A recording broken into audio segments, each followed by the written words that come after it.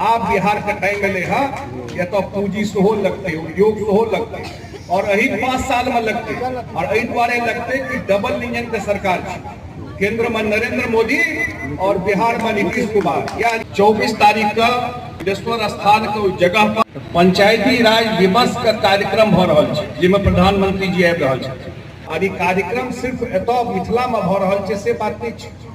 ई कार्यक्रम हमर सबके नेता आदरणीय मुख्यमंत्री नीतीश कुमार जी सेहो कार्यक्रम में रहथिन, और ई कार्यक्रम पूरा देश में देखल जेतै लाइव।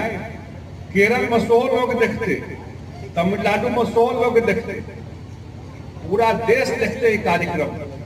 हम सब जे रुख देख रहल छी, हम भागलपुर के कार्यक्रम सेहो देखलियन प्रधानमंत्री जी के, ओहिसे 1.5 गुना पैघ टेंट बनायल गेलै एहिठाम।